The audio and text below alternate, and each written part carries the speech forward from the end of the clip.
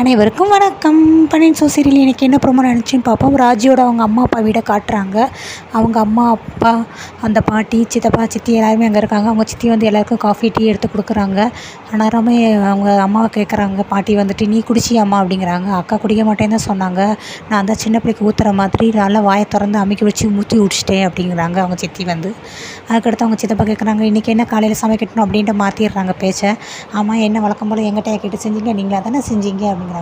இன்றைக்கி இட்லி செஞ்சிடட்டுமா அப்படிங்கிறாங்க. டெய்லி இட்லி தானே செய்கிற அப்படின்னு அவங்க சித்தப்பா சொல்கிறாரு. சரி, அப்படின்ட்டு இன்றைக்கி ரவையில் உப்புமா செஞ்சிடட்டுமா அப்படின்னு கேட்குறாங்க. ஐயோ, அதெல்லாம் ஒன்றும் வேண்டாம், பேசாமல் இட்லியே செஞ்சு தொலை அப்படிங்கிறாங்க. சரி, நான் செஞ்சிட்றேன் அப்படிங்கிறாங்க. அடுத்து குமார் கரெக்டாக அவங்க அண்ணன் வந்துடுறாரு. வந்துட்டு அந்நேரம், பெரியப்பா நீங்கள் வந்து அங்கே வந்து இது பத்திரத்தை கொடுக்க சொன்னீங்க, அங்கே வந்து இவ்வளோ ரூபா கொடுக்க சொன்னீங்க அப்படி இப்படின்ட்டு அவங்க பெரியப்பாட்ட பேசுகிறாரு. அவர் எதுவுமே கண்டுக்கிடாமல் இருக்காரு. நீயே பார்த்துக்கோ சக்தின்னு சொல்லி அவங்க தம்பிகிட்ட சொல்லிடுறாரு.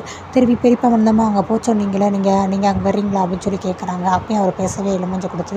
சத்தி நீயே அதை பார்த்துக்கோ அப்படிங்கிறாங்க. என்னென்ன குமார் ஏதோ பேசுகிறான், நீ எதுவுமே பேச மாட்டேங்கிற, அவன் மூஞ்ச கொடுத்து கூட பார்க்க மாட்டேங்கிற, என்ன அவ்வளோ கோவமாக குமார் மேலே அப்படிங்கிறாங்க.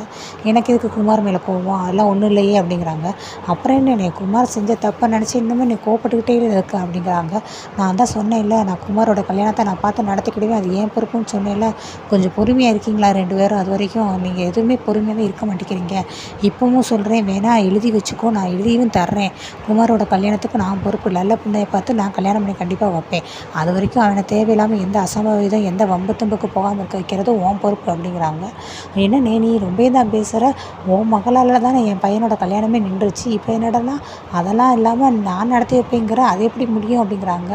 அப்புறம் பாட்டி சொல்கிறாங்க, என்னங்கடா ஓ மகன் ஏன் மகன்னு சொல்லி இப்படி பிரித்து பேசுகிறீங்க, நீங்கள் தான்டா எல்லோரும் ஒற்றுமையாக இருக்கணும்னு சொல்லினீங்க, இப்போ என்ன வேணால் ஆளாளுக்கு தனித்தனியாக பேச ஆரம்பிச்சிட்டிங்க அப்படிங்கிறாங்க. பக்கத்தில் வந்துட்டு அவர் வந்து, ஆமாம் இப்போ அண்ணனுக்கு வந்து அவன் மகன் தானே பெருசாக போயிட்டு அந்த ஓடுகளி கழுது அப்படின்னு சொல்லி அவர் சிறப்பாக பேசவும், பக்கத்தில் ராஜி அவங்க அம்மாவும், என்ன தம்பி இப்படி பேசுகிறீங்க, குமார் ராஜி நாங்கள் வேறு பார்த்ததே இல்லை, எங்கள் ரெண்டு கண்ணை தான் பார்த்துருக்கோன்னே. ஆமாம் ரெண்டு கண்ணாக பார்த்தீங்க, ஆனால் ஒரு கண்ணில் வெண்ணாயம் ஒரு கண்ணில் சுண்ணாம்பையில் வச்சுக்கிட்டு இருக்கீங்க அப்படிங்கிறாங்க. நாங்கள் அப்படிலாம் பண்ணவே இல்லை அப்படின்னு சொல்லி அவங்க பேசிகிட்டு இருக்காங்க. அப்படியே போதும்டா அவங்க சண்டையை நிப்பாட்டுங்கடா, இப்படியே எப்படா சண்டை போட்டுகிட்டே இருப்பீங்க, இவன் மட்டும் அந்த எழுத்து விட்டு பிள்ளைகளை கடத்தாமல் இருந்தால் இவனுக்கு எப்பயோ கல்யாணம் ஆயிருக்கும், அந்த பிள்ளைகள் எல்லாம் மனசு வச்சு இந்த கம்ப்ளைண்ட் கொடுக்காமல் இருக்கிறனால தான் இப்போ இங்கே இருக்கேன், இல்லாட்டினா போலீஸ் ஸ்டேஷனில் இருப்பேன் அப்படின்னு சொல்லிட்டு இருக்காங்க. நெக்ஸ்ட்டு ரிஜிஸ்டர் ஆஃபீஸர் காமிக்கிறாங்க. ஆஃபீஸில் வெளியில் எல்லாம் நிற்கிறாங்க. அந்நேரம் வந்து ஜெராக்ஸ் எடுக்கணும் அப்படின்னு சொல்கிறாங்க. சரி, நான் போய் எடுத்துகிட்டு வரேன், குடும்பயில் உன்னுடைய சர்டிஃபிகேட் எல்லாத்தையும் சரவணன் கேட்குறாங்க. இல்லை, நீங்கள் உங்களோட சர்டிஃபிகேட் ஜெராக்ஸ் எடுங்க, நான் என்னோட தான் நாங்கள் போய் எடுத்துகிட்டு வரோம் அப்படிங்கிறாங்க. எதுக்கு ஒரே நேரத்தில் ஒரே தான் எடுக்காமல் ரெண்டு வேலையா அப்படின்னு சொல்லி பழனி பக்கத்தில் கேட்குறாரு. இல்லை சித்தப்பா, சீக்கிரமாக ரெண்டும் பிரித்து எடுத்தோம்னா சீக்கிரமாக வேலையை முடிச்சிடலாம்ல அப்படிங்கிறாங்க. இது எதுக்கு வேலையை முடிச்சுக்கிட்டு, அதெல்லாம் ஒன்றும் இல்லை, கொடுங்க நாங்கள் எடுத்துக்கிறோம் அப்படிங்கிறாங்க. இல்லாட்டி நீங்கள் உங்கள் இதையும் கொடுங்க, நாங்களும் அம்மாவும் போய் சேர்ந்து எடுத்துகிட்டு வந்துடுறோன்னே. ஐயோ, ஆம்பளையில் 3 பேர் இருக்கும்போது பொம்பளையில் போய் வெளியே ஜெராக்ஸ் எடுக்க விடுவாங்களாங்கோ, நீங்கள் கொடுங்க நாங்கள் போய் எடுத்துகிட்டு வந்துடுறோம் அப்படிங்கிறாங்க. சரவணன் சரின்ட்டு வாங்கிறாரு. சரவணன் கிட்டக்கிருந்து கதிர் வாங்கிறாரு. என்ன நீ இருந்தே நான் போய் எடுத்துகிட்டு வந்துடுறேன் அப்படின்ட்டு கதிர் போய் பழனியும் போய் வாங்க போகிறாங்க. சரி, நான் போய் இந்த உள்ள ஆஃபீஸர் இருக்காங்க தெரிஞ்சவங்க தான், அவங்கள போய் பார்த்து பேசுவோம் அப்படின்னு சொல்லிட்டு உள்ள சரவணனும் போகிறாரு. அதுக்கடுத்து இங்கே மயில் போட்டு பயங்கரமாக புலம்புறாங்க. போச்சு ஜெராக்ஸ் எடுக்கிறது வந்து பழனி சித்தப்பா பேருக்காரு வந்து பார்த்து சொல்ல போகிறாரு, என்னை வந்து எங்கள் மாமா வந்து பயங்கரமாக திட்ட போகிறாங்க, என்னை வீட்டு விட்டு வெளியில் போகணுன்னு சொல்ல போகிறாங்க, என்ன பண்ண போகிறேன்னு ஏது பண்ண போகிறேன்னு பயங்கரமாக புலம்புறாங்க. அவங்க அம்மா பக்கத்தில் இருக்காங்க. ஐயோ மயில், ஏன் எப்போ பார்த்தாலும் புலம்பிகிட்டே இருக்க, நீ காட்டி கொடுத்துருவளுக்கு, கொஞ்சம் அமைதியாக தான் ஈரேன் அப்படிங்கிறாங்க. அடுத்து சரவணன் கதிர் பழனி எல்லாருமே வந்துடுறாங்க. அதனால் பழனி வந்து கேட்குறாரு, ஏம்மா நீ இந்த ஸ்கூல்லையே படித்தா, நீ உடனே ஆமாம் சித்தப்பா, என்ன சித்தப்பா அப்படிங்க. இல்லை, அந்த ஸ்கூலில் என் கூட படித்த பொண்ணு ஒரு பொண்ணு படித்தா, பேர் மல்லிகா, ஆனால் டெய்லியும் கணவரை போது வச்சுட்டு வருவா, அவளை தெரியுமா உனக்கு அப்படிங்கிறாங்க. என்ன சித்தப்பு, நீங்கள் படித்த காலம் எப்போ, மயில் படித்த காலம் எப்போ, இப்போ போய் நீங்கள் படிச்சிருக்கிற பொண்ணை போய் இப்போ மயில் கிட்ட கேட்குறீங்க அப்படிங்கிறாங்க. ஆமாம், நீ எந்த வருஷம் படித்த ஸ்கூலில் அப்படின்னு கேட்கவும், ஐயோ இந்த ஆராய்ச்சி இப்போ ரொம்ப முக்கியமாங்க, வாங்க போய் உள்ளே போய் ரிஜிஸ்ட்ரேஷன் ஆஃபீஸர் போய் பதிய போகணுன்ட்டு கதிர் எல்லாரையும் கூட்டிகிட்டு போயிடறாரு. சரி, உள்ள ஆஃபீஸர் இருக்காரு.